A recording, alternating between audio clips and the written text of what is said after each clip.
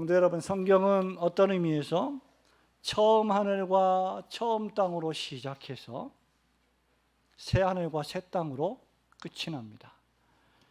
하나님은 태초에 창세기 1장 1절에서 천지, 즉 처음 땅과 처음 하늘을 창조하셨습니다. 그리고 요한계시록 21장에서 새 하늘과 새 땅이라는 환상을 보았습니다. 또한 성경은 생명수 강으로 시작해서 생명수 강으로 끝나게 됩니다. 창세기 2장 10절에 보면 하나님이 창조하신 그 모든 창조의 사역을 마쳤을 때에 생명수 강이 흐르고 있는데, 에덴에서 그 강이 흘러나와 동산을 적시고 있었다. 동산은 아주 비옥하게 적시고 있었다라고 기록하고 있습니다. 계시록 22장 1절, 오늘 우리가 읽은 이 설교의 본문이 되는 말씀에 보면 사도 요한은 또한 생명수의 강이라는 환상을 보고 있습니다. 또한 성경은 생명나무로 시작해서 생명나무로 끝이 납니다. 창세기 2장 9절에 보면 에덴 동산 중앙에 생명나무가 있었습니다. 아담과 하와가 하나님의 계명에 불순종하여 범죄하고 타락하여 하나님의 생명을 잃어버리고 교제를 단절하고 하나님의 형상을 상실하고 영적, 육적 죽음에 빠졌습니다. 그래서 생명나무를 먹고 그 영벌의 상태에 처하지 않도록 하나님께서 그 생명나무로 가는 길을 막으셨습니다. 그리고 오늘 계시록 본문에 2절에 보면 생명나무가 등장합니다.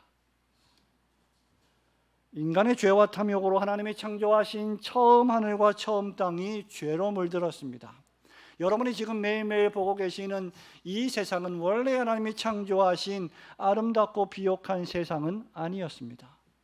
하나님과의 풍성한 교제가 죄 때문에 단절되었고, 사람들은 거짓말하고 속이고 살인하고 우상을 섬기게 되었습니다. 피조물을 조물주보다 더 큰 우상으로 섬기게 된 것입니다. 이 모든 사실들을 볼 때 위대한 지혜의 왕 전도서를 기록했던 솔로몬 왕은 전도서 7장 29절에서 한 가지를 깨달았는데, 그것이 바로 하나님이 사람을 정직하게 지으셨으나 사람이 많은 꾀를 낸 것이라. 이것이 죄의 기원이요 비극입니다. 그럼에도 하나님은 세상을 사랑하셨고 세상 중에 있는 그분의 자녀들을 구원하시기로 계획하셨고, 그분의 가장 사랑하시는 독생자 예수 그리스도를 보내셔서 다가올 하나님의 나라의 복음을 전파하게 하셨습니다. 그 예수의 복음을 듣고 회심한 제자들이 또한 복음을 전하게 되었고, 수많은 회심자들을 양산했고, 그 중에 한 사람이 사도 요한이 바로 장차 있게 될 이 하나님 나라의 영광을 기록한 것이 요한계시록입니다. 예수님은 오셔서 많은 고난을 받으셨습니다. 십자가에서 피 흘려 죽기까지 순종하셨습니다. 그렇게 십자가에서 피 흘려 돌아가심으로 여러분의 죄를 씻어주셨고 용서해 주셨고, 성령님을 보내심으로 여러분의 굳게 닫힌 그 고집스러운 마음의 눈을 열어서 이 땅이 전부가 아니요 하나님이 준비하신 나라가 있다는 사실을 보게 하셨습니다. 그렇게 구원받은 성도의 삶은 이 하늘, 이 땅에서 우리가 오늘도 하늘을 바라보고 이 땅에 발을 붙이며 걸어가며 예배당에 왔지만 새 하늘과 새 땅을 바라보아야 하는 것이 바로 신자의 삶입니다.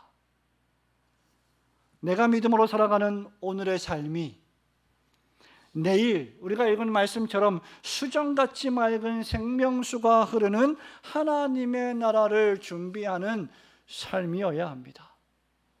이것이 바울이 빌립보서 3장 20절에서 말한 우리의 시민권이 이 땅이 아니라 하늘에 있습니다 라고 고백한 말씀의 의미입니다.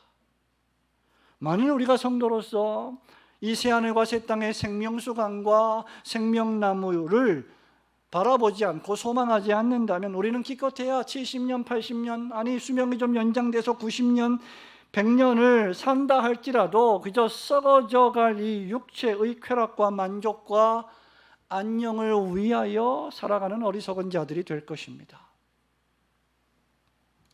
그러나 하나님은 우리에게 참된 신자들에게, 그분의 자녀들에게 그런 어리석은 삶을 살지 않게 하시기 위해서 하나님 말씀인 성경을 주셨고, 그 말씀을 설교하고 가르칠 설교자와 교회를 선물로 주셨습니다. 성도는 끊임없이 설교자를 통하여 하나님의 나라를 바라보고 살아야 한다는 말씀을 들어야 합니다. 사도 바울이 복음을 전하면서 골로새 교회에게 편지할 때 너희는 위의 것을 찾으라. 거기에는 그리스도가 계시느니라. 너희가 다시 살리심을 받았다면, 즉 죄를 용서받고 구원받았다면, 하나님 나라의 백성이 되었다면 눈을 들어서 위에 계신 예수 그리스도 하나님의 나라를 바라보아야 한다고 끊임없이 권면했습니다. 신자는 그렇기 때문에 끊임없이 스스로 하나님 말씀인 성경을 읽으며 땅의 것이 아니라 위의 것을 찾으려 힘써야 하고, 그 위의 것을 위하여 이 땅의 삶을 충실하게 살아가야 할 존재로 부르심을 받았습니다. 왜냐하면 우리의 타락한 본성의 죄와 여러분의 육체의 연약이 수시로 우리의 눈을 닫게 만들고 하늘을 바라보지 못하게 만들며 이 세상과 이 땅만 바라보며 살게 만들기 때문입니다. 하나님께서는 오늘도 그래서 여러분들을 주의 집으로 불러 하나님 말씀을 통하여 우리의 눈을 들어 하늘을 보게 하시는 것입니다. 그 새하늘과 그 새 땅의 천국, 하나님의 나라는 어떤 곳인가? 오늘 본문의 말씀 두 구절을 통해서 우리는 두 가지 하나님 말씀의 교훈을 주시는 두 가지를 깨달을 수 있습니다. 첫 번째는 새하늘과 새 땅에는 하나님과 어린 양의 보좌로부터 흘러나오는 생명수의 강이 있습니다. 영원히 목마르지 아니하는 물을 공급하는 생명수 강이 흐르고 있다는 것입니다. 우리 1절과 2절 말씀 읽었지만 한 번 더 읽어보도록 하겠습니다. 또 그가 시작. 또 그가 수정같이 맑은 생명수의 강을 내게 보이니 하나님과 및 어린 양의 보좌로부터 나와서 길 가운데로 흐르더라. 강 좌우에 생명나무가 있어 12가지 열매를 맺되 달마다 그 열매를 맺고 그 나무 잎사귀들은 만국을 치료하기 위하여 있더라. 아멘. 천사는 수정같이 맑은 생명수의 강을 요한에게 보여 주었습니다. 그 강물은 하나님과 어린 양의 보좌로부터 나오는 강이었습니다. 계시록 21장 1절 한 장 앞장에 보면 1절에 따르면 사도 요한이 새하늘과 새 땅을 보았는데 처음 하늘과 처음 땅이 없어졌고 그 다음에 바다도 다시 있지 않더라고 했습니다. 여러분 말씀을 들었으면 기억하실 텐데 이 바다가 다시 있지 않은 이유는 이 바다에서 악한 짐승이 올라오는 타락의 장소이기 때문입니다. 대신 천국에는 생명수의 강이 있습니다. 여러분, 강이란 무엇입니까? 강이란 인간의 삶에 있어서 모든 피조물에게 있어서 없어서는 안 될 매우 중요한 요소입니다. 하늘에서 하나님께서 비를 내리시면 그 비가 산을 타고 계곡을 타고 강으로 지면으로 흘러가서 강을 이룹니다. 그리고 또다시 그것들이 흘러 바다를 이루게 됩니다. 강물은 사람들이 마실 수 있는 물의 근원이 되고 동식물이 먹고 자라고 영양분, 자양분을 얻을 수 있는 근원이 됩니다. 만일 우리가 사는 세상에 강이 없다라고 한번 상상을 해보시기 바랍니다. 물이 없다 한번 상상해 보시기 바랍니다. 오늘 아침에 제가 교회에 왔는데 우리 성도님 가운데 한 분이 목사님 얼굴이 잠을 많이 못 주무셨나 봅니다. 얼굴이 푸석푸석합니다. 왜 그럴까? 수분이 없으니까. 말라서 그럴 수도 있겠죠. 물은 그토록 중요한 것이죠. 우리의 몸도 70%가 물이라고 합니다. 물이 없다는 것이 얼마나 큰 고통이고 어려움인지를 물이 없는 나라에 가보면 깨닫게 될 것입니다.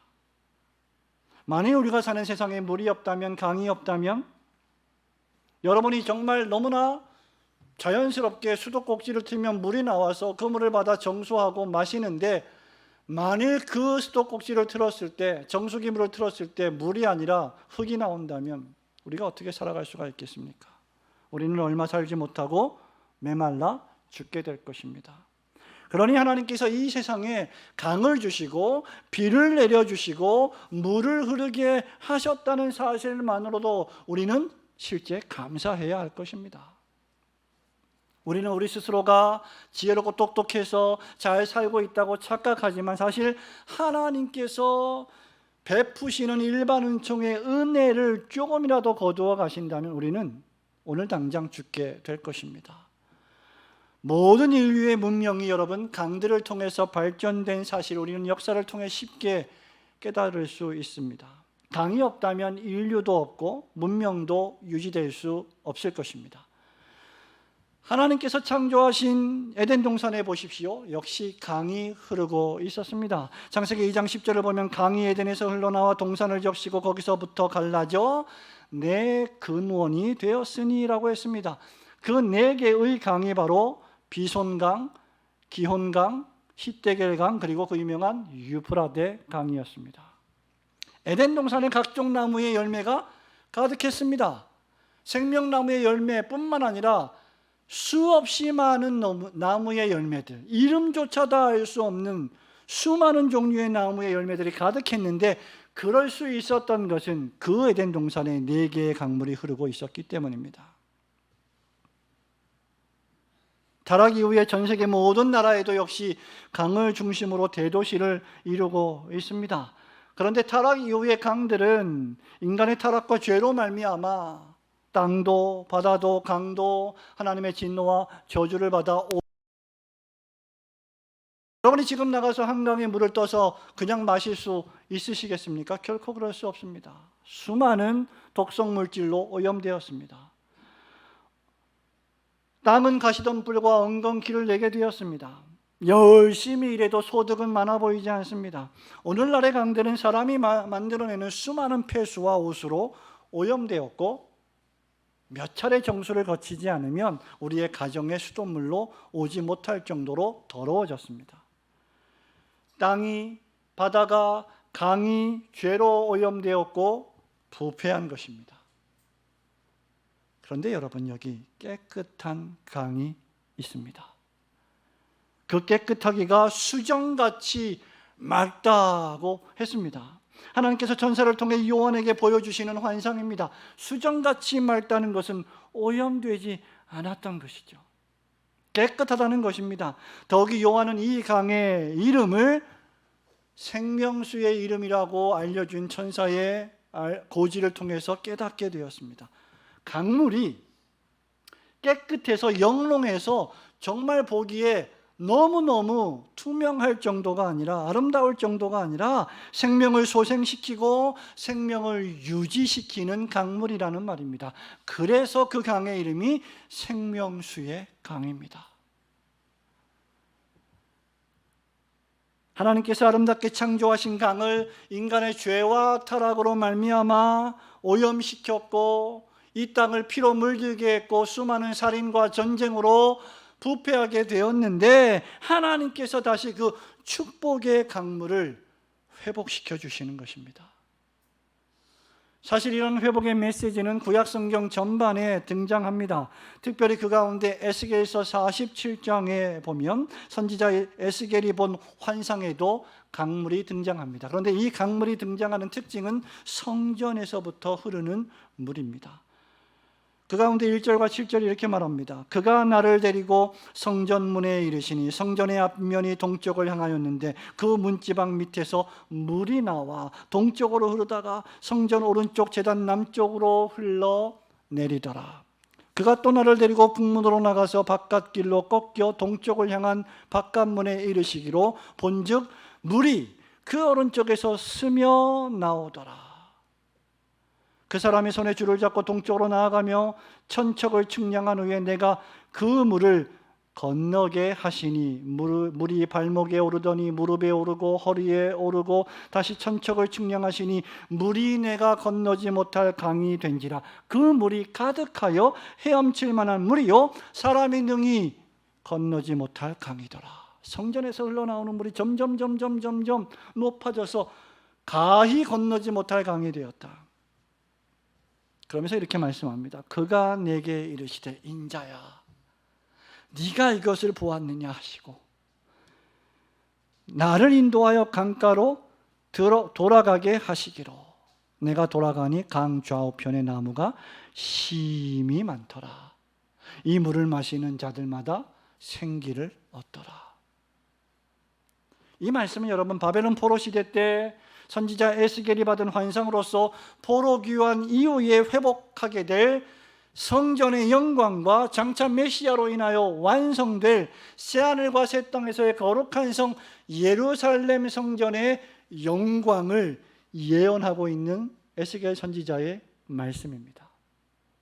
그리고 오늘 계시록 22장 1절과 2절의 말씀은 그 에스겔 선지자가 본 환상의 성취입니다. 그렇다면 이 성전에서 흘러나오는 물이 무엇일까? 그리고 오늘 하늘의 예루살렘 성에 하나님의 보좌에서 흘러나오는 이 생명수의 강물은 무엇일까? 그것은 의심의 여지 없이 예수 그리스도이십니다. 그렇기에 이 생명수가 하나님과 어린 양의 보좌에서 흘러나오는 것입니다. 우리 예수님께서는 헛된 것을 예비했던 사마리아 여인에게 네가 이 산에서도 저 산에서도 예배하지 말라. 하나님께 예배하는 자는 신령과 진정으로 예배하게 될 것이다 라고 말씀하시면서 그 전에 예수께서 대답하여 이르시되 이 물을 마시는 자마다 다시 목마르려니와 내가 주는 물을 마시는 자는 영원히 목마르지 아니하리니. 그 다음 내가 주는 물은 그 속에서 영생하도록 솟아나는 샘물이 되리라. 성도 여러분, 여러분이 세상에서 목이 말라서 마시는 세상의 물들은 결코 여러분을 영원토록 목마르지 않게 해주지 못합니다. 여러분이 살 만큼 살았으면 느낄 거 아닙니까? 깨달을 거 아닙니까? 세상의 물은 마셔도 목이 마릅니다. 갈증이 납니다. 충족되지 않습니다. 만족되지 않습니다. 그러나 우리 주님이 주시는 물은 결코 목마르지 않을 것입니다. 왜냐하면 우리 주님이 주시는 물은 그 속에서 영생하도록 죽지 않고 영원히 살아가는 활력과 소생하는 힘이 샘솟듯 넘쳐 흐르기 때문입니다. 그렇게 우리 예수님께서는 초막절 마지막 끝날에 요한복음 7장 37절에서 이렇게 선포하셨습니다. 명절 끝날 곧 큰 날에 예수께서 서서 외쳐 이르시되 누구든지 목마르거든 내게로 와서 마시라. 나를 믿는 자는 성경의 이름과 같이 그 배에서 생수의 강이 흘러나오리라 하시니. 여러분, 예수를 믿는 것이야말로 그 예수를 믿는 믿음으로 말미암아 흘러나오는 영원한 생명수 강물을 마시는 것과 같습니다. 예수님을 진정으로 믿는 신자들에게는 세상이 줄 수 없는 영원히 목마르지 아니하는 생수의 강을 맛보는 축복이 주어집니다.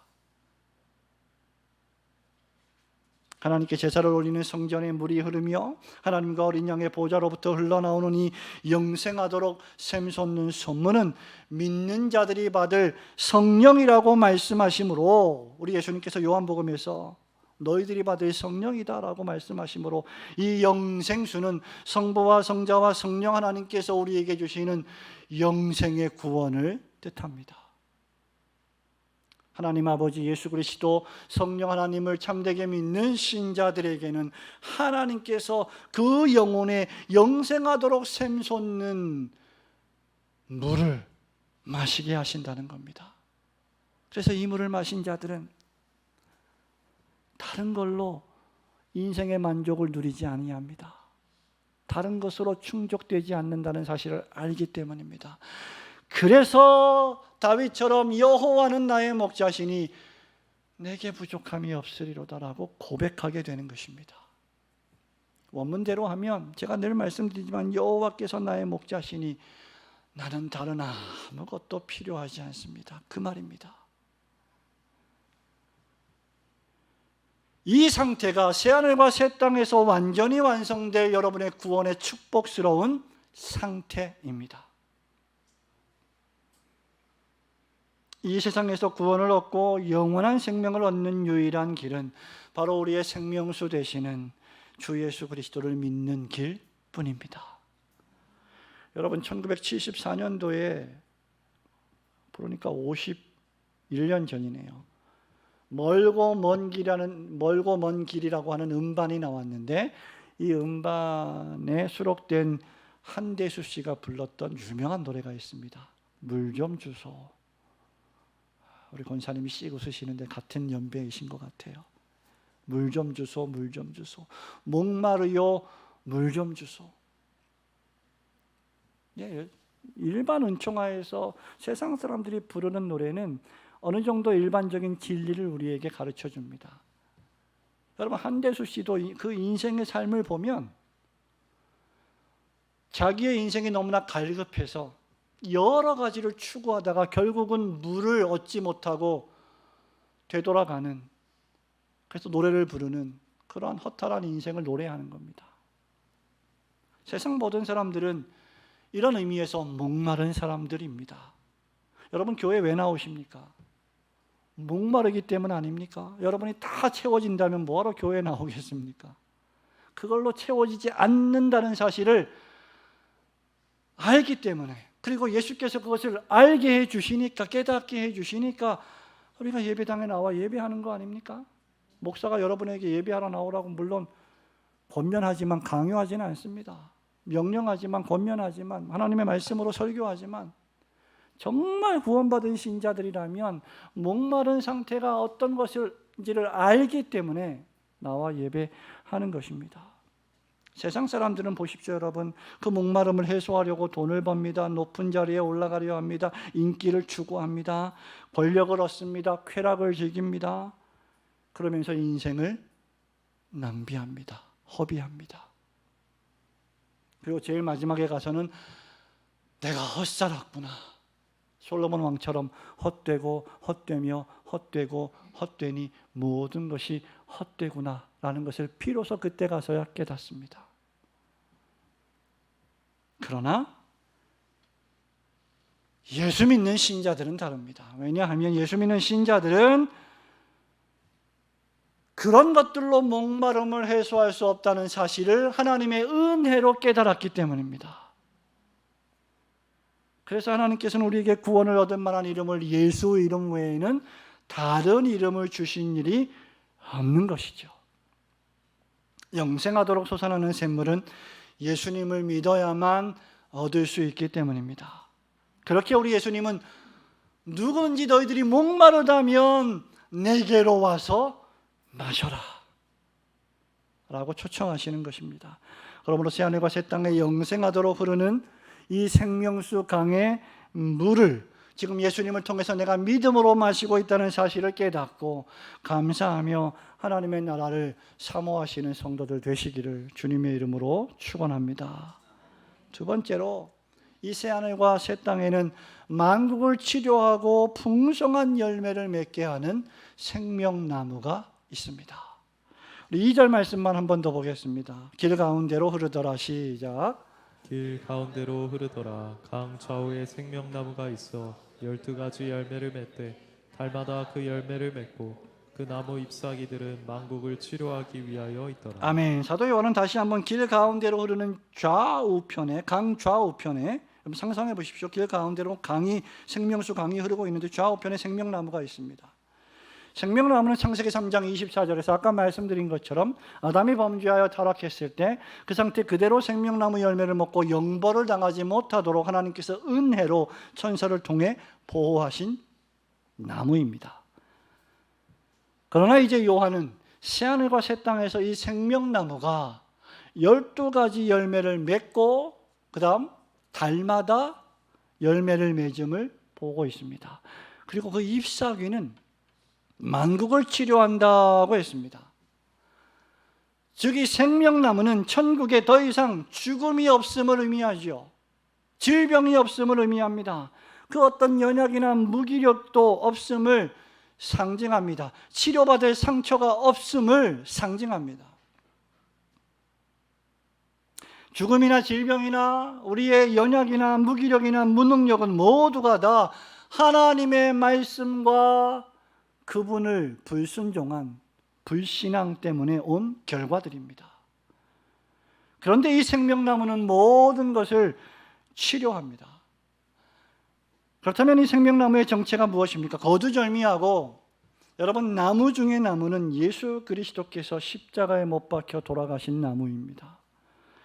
갈라디아서 3장 3절은 이렇게 말합니다. 그리스도께서 우리를 위하여 저주를 받은 바 되사 율법의 저주에서 우리를 속량하셨으니 기록된 바 나무에 달린 자마다 저주 아래에 있는 자라 하였습니다. 우리가 당할 저주를, 우리가 당할 죽음을, 우리가 당할 고난을 예수 그리스도께서 우리 대신 십자가 나무에 달려 당하셨습니다. 그 결과 우리를 속량하셨습니다. 따라서 우리의 죄와 육체가 그리스도와 함께 십자가에 못 박혀 죽었고, 그리스도께서 부활하실 때 우리 역시 다시 영적으로 소생되었고 부활되었습니다.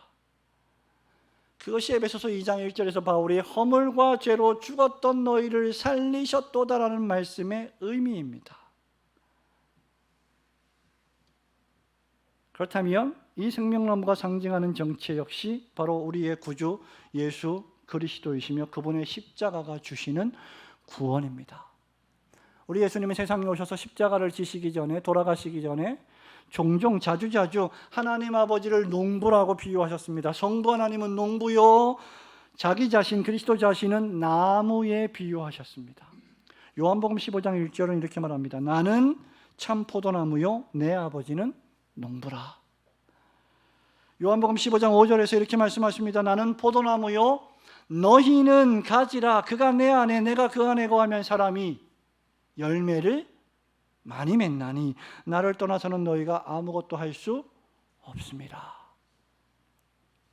이것이 그리스도께서 부활하신 후에 성령님께서 오신 이유입니다. 우리는 이 땅에 살면서 예수 그리스도 안에 있으며 열매를 맺어야 하는데, 그 열매가 바로 성령이 오셔서 우리에게 맺게 하시는 갈라디아서 5장 22절 23절의 9가지 열매입니다. 사랑과 희락과 화평과 오래 참음과 자비와 양선과 충성과 온유와 절제라고 하는 열매입니다. 참된 성도는 세상의 소금이자 빛이어야 하고 거룩과 경건의 열매를 맺어야 하며 의의 열매를 맺어야 할 사람들입니다.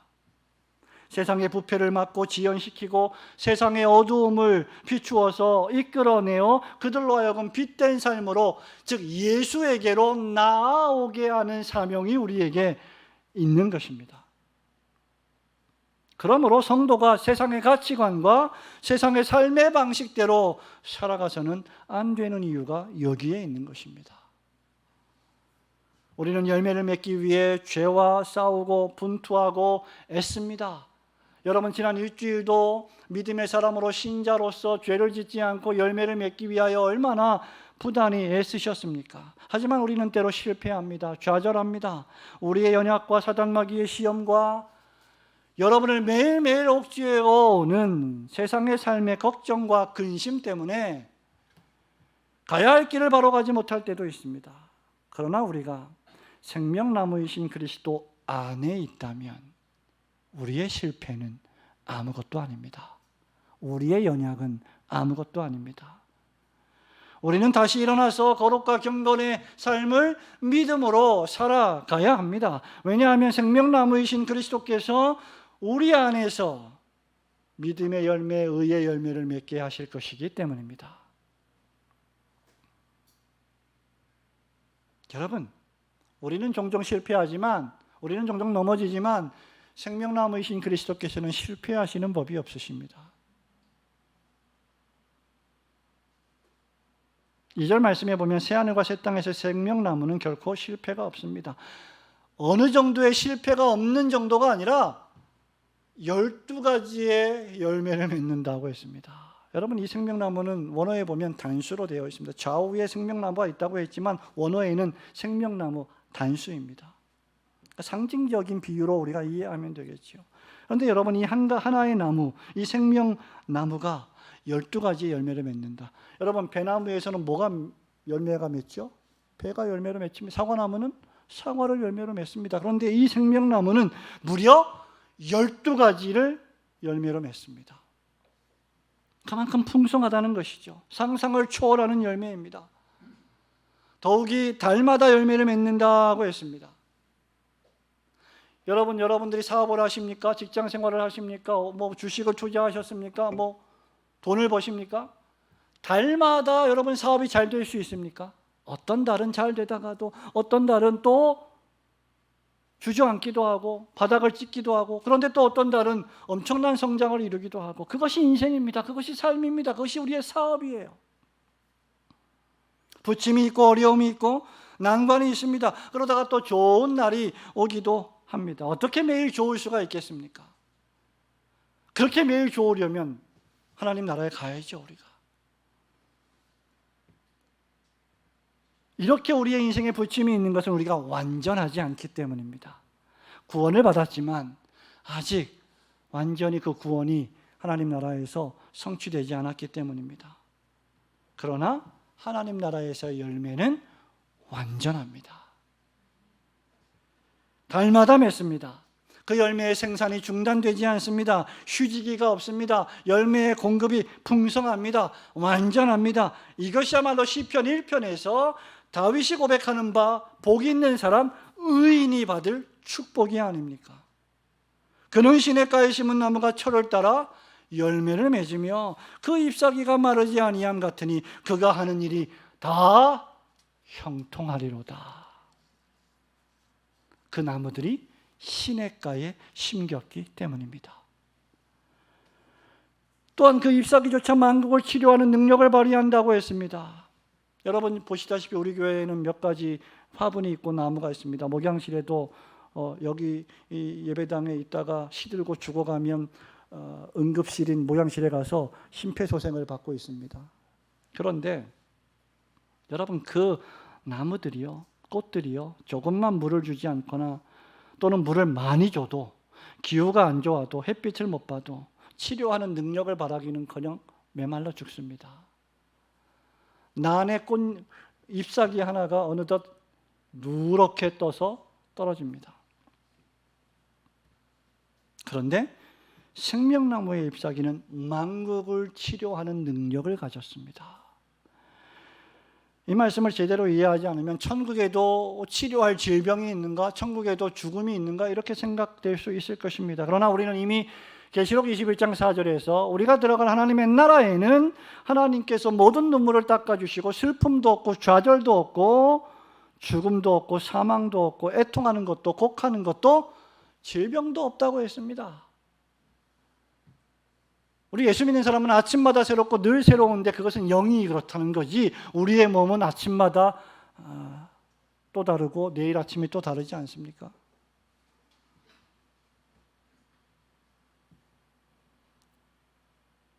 만국을 치료한다는 이 말씀은 여러분이 이 지상에서 겪었던, 그리고 지금도 겪고 있는, 또 앞으로 겪게 될 질병, 아픔, 고통, 애통함, 눈물, 괴로움, 한숨, 이 모든 것들이 완전히 다 치료돼서 더 이상 존재하지 않는다는 것을 강조한 말씀입니다. 다 치료될 겁니다. 그 누구도 천국을 완전히 묘사할 수는 없습니다. 그렇게 성경은 우리가 이 세상에서 살아가는 삶의 모습으로 천국을 묘사합니다. 그것이 바로 생명수강이요 생명나무입니다. 여기 잎사귀가 치료하는 능력을 가졌다는 말은 새하늘과 새 땅인 하나님의 나라의 놀라운 영광, 설명할 수 없는 축복, 그 나라의 완전함을 강조하는 표현입니다. 우리는 그 능력을, 그 영광을, 그 축복을, 그 은혜를 이 땅에서 예수 그리스도를 영접하고 믿음으로 말미암아 알고 있습니다. 비록 부분적으로 알고 희미하게 보이는 것 같지만 하나님은 그 생명력을 우리에게 주셨습니다. 그렇기에 뜻하지 않게 육체의 연약으로 우리가 암에 걸려도, 질병에 걸려도, 사건 사고를 당해도 두려워하지 않고 당황하지 않는 것은 바로 이 생명나무이신 예수 그리스도를 믿고 있기 때문입니다. 하나님의 나라를 바라보고 소망하기 때문입니다. 그 나라에서 치료될 것을 바라기 때문입니다. 이것이 바로 사도 바울이 로마서 8장 마지막 3절에서 한 말씀의 의미입니다. 그러나 이 모든 일에 우리를 사랑하시는 이로 말미암아 우리가 넉넉히 이기느니라. 내가 확신하노니 사망이나 생명이나 천사들이나 권세자들이나 현재일이나 장래일이나 능력이나 높음이나 깊음이나 다른 어떤 피조물이라도 우리를 우리 주 그리스도 예수 안에 있는 하나님의 사랑에서 끊을 수 없으리라. 이것이 생명나무이신 그리스도께서 우리에게 주시는 능력입니다. 그리고 예수 안에 있는 참 신자들은 그래서 이 생명나무의 열매를 맺습니다. 우리 주님께서는 이렇게 말씀하십니다. 가지가 포도나무에 붙어있지 아니하면 스스로 열매를 맺을 수 없다. 그러니 너희도 내 안에 거하라. 주님 안에 거하는 자는 마침내 12가지의 풍성한 열매를 맺을 것입니다. 달마다 열매를 맺게 될 것입니다. 그리고 마침내 그렇게 충성하다가 더 이상 눈물이 없고 애통이 없고 아픔이 없는 하나님의 나라에서 여러분이 그동안 하나님의 나라와 주님의 몸된 교회와 그분의 의를 위하여 수고하고 흘린 눈물의 그 풍성한 열매를 보게 될 것입니다. 그러므로 죄와 악이 관영한 이 세상에서 마침내 우리가 들어갈 그 나라에서 맺게 될 그 완전한 열매들을 소망하시면서 늘 생명나무이신 그리스도 예수 안에 거하시는 복된 성도들 되시기를 주님의 이름으로 축원합니다. 성도 여러분, 여기에 말씀을 맺을 때 여기에 유일한 하나의 조건이 있습니다. 그것은 이미 오래전에 여러분이 계시록 2장 7절에서 에베소 교회에 주신 약속의 말씀을 통해 들었던 것입니다. 그것은 무엇이냐? 신앙의 싸움에서 끝없이 인내하고 이기는 자에게 주시는 하나님의 축복의 약속입니다. 이기는 그에게는 내가 하나님의 낙원에 있는 생명나무의 열매를 맺게 하리라. 그리고 그 생명나무의 열매를 맛보게 하리라.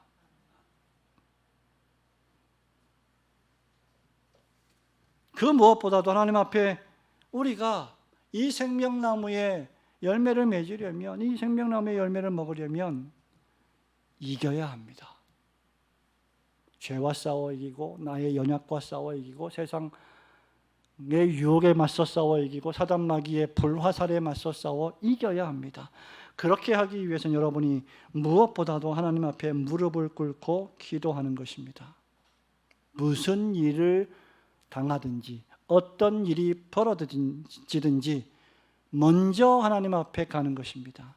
첫째도 하나님, 둘째도 하나님, 셋째도 마지막도 하나님 앞에 가서 기도하는 것입니다.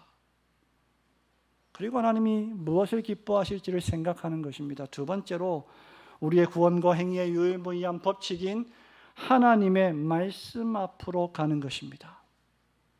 우리는 리딩 지저스의 말씀을, 성경을 2년째 읽고 있습니다. 왜 읽습니까? 자랑하려 읽습니까? 여러분의 어떤 종교적인 의무를 다했다고 만족하려 읽습니까? 그렇지 않습니다. 하나님의 말씀을 읽고 그 말씀으로 부단히 자신을 고치고 개혁하고 하나님의 뜻대로 살아가기 위해서 읽습니다. 그럴 때 하나님께서 우리에게 은혜를 주시고 능력을 주십니다.